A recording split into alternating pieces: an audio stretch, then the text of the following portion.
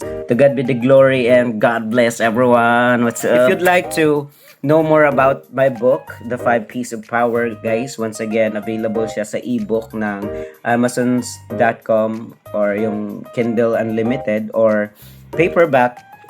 Kung gusto niyo po talagang mas maging memorable, paperback na po bilhin niyo. Ang ganda po talaga nito, guys. Ayan. Hello mga friends! Dahil tag-ulan ngayon, andito tayo sa bahay, so magbabasa tayo ng libro. Itong libro pala na to ay personally written by myself. So, sobrang daming magagandang parts nito, guys. So uplifting, so motivational and awakening po ito. The 5 Keys of Power. At meron tong 5 chapter, tsaka yung closing chapter. And nilagay ko na lahat, guys, ng natutunan ko sa buhay dito. Maging po yung mga history, mga great men, mga patutuon nila, testimony nandito rin.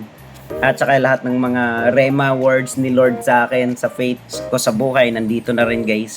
Kung gusto nyo pong ma-avail, nandun na po to sa amazon.com. Meron po tong paperback. Medyo may kamahalan siya kasi ang mahal ng shipping fee. Galing sa USA kasi ipiprint tas ipapadala sa atin. Yung shipping fee talaga yung nagpamahal doon. Pero worth it na worth it yung pera nyo. So, nasa inyo na yun, guys. Pwedeng pang power natin yan, no? Tapos, Christian book po siya. Motivational Christian book po siya. Self-help na talagang hindi lang siya sinulat ng walang puso at damdamin. Sinulat ko na lahat ng aking mga natutunan sa buhay dito, guys. So, marami din akong mga other books, mga simple books na pwede nyo lang hanapin. Pag sinearch nyo yung name ko, Rolando Morales Jr. sa amazon.com, magsishow na doon yung mga books ko, pati mga songs ko. So, yun, pwede nyong mahanap doon, no? And yun, di ko na papatagalin. Meron ditong part sa book na to na it's actually my personal testimony from childhood hanggang sa nagets ko na yung buhay. Ang title po nito ay My Own Battle. Under po siya ng chapter 4 na Persistency. So, sabi dito, I can see myself clearly in this topic of persistency because personally, I am a person who usually doubt my own capability ever since I was a child. True. I always felt that there was something inside me that I could not fully explain. It felt like there was a gift, a skill, a calling, or perhaps a natural inclination that I could sense, but I could not clearly identify. Looking back now, I believe many people experience the same thing deep within them. They feel there is something more they were meant to do. Something more they were meant to become, yet they cannot quite put it into words. The difference is that some people continue searching for it while others eventually ignore it. And I am grateful that despite all my doubts and confusion, I never completely stopped. Totoo. As a child, I had a habit of thinking about things that seems unusual for someone my age. While other children were often focused entirely on games, toys, and simple childhood concern, my mind would sometimes wander towards subject that seems more appropriate for adults. I find myself thinking about responsibility, purpose, the future, life, death, success, failure, and many other things that I could not fully understand at that age.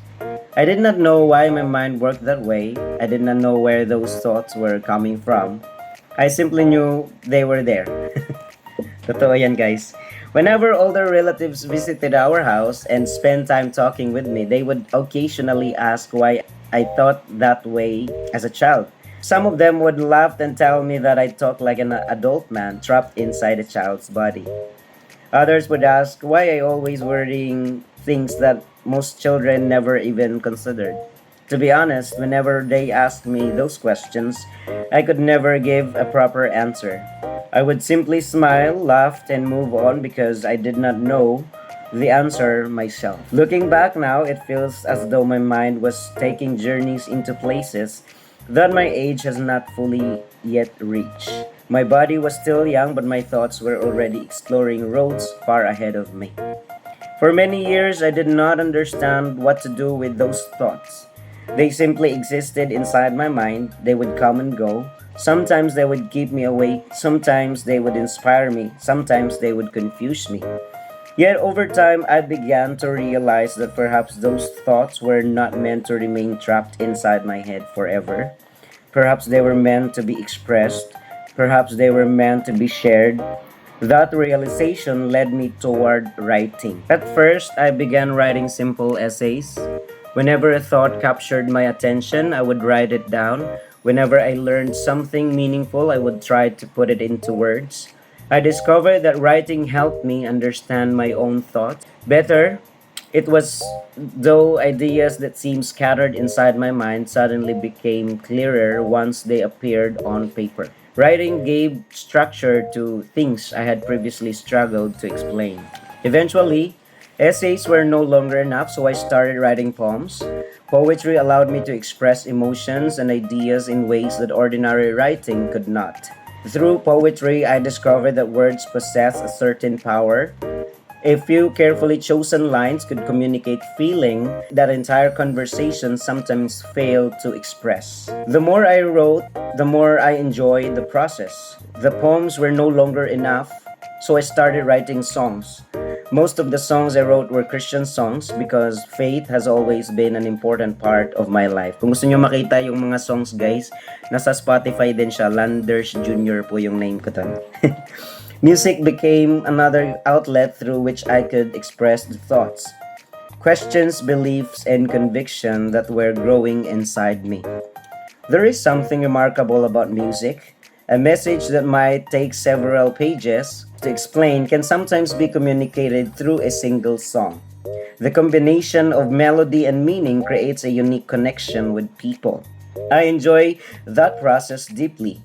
Yet, even songs were not enough. It felt as though something inside me kept pushing me further.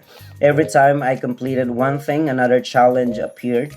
Every time I reached a destination, another road seems to open before me, and it was as though my mind was continually saying, "There is more." Eventually, that led me toward books. Kaya na may books na tayo, guys. Sabi dito, to be honest, the idea of writing books once seems impossible to me. Writing a book is very different from writing an essay. A poem or a song, a book requires commitment. A book requires structure. A book requires patience. A book demands that you remain faithful to the idea for an extended period of time. Yet despite all those challenges, I felt an increasing desire to write. Not merely to write for myself, but to write things that might help others. Thoughts that might encourage someone, lessons that might guide someone, insight that might inspire someone to pursue a better life. So I began writing books.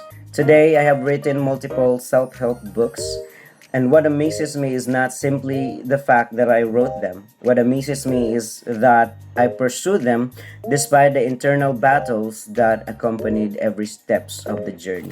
Yun, so hanggang dyan na lang muna tayo kasi mahaba-haba pa tong part ng my own battle. Yan o, wala pa akong kalahati. If you'd like to know more about my book, The 5 Keys of Power, guys, once again, available siya sa ebook ng amazons.com or yung Kindle Unlimited or paperback. Kung gusto nyo po talagang mas maging memorable, paperback na po bilhin nyo. Ang ganda po talaga nito, guys. So, yun lang. To God be the glory and God bless everyone. What's up?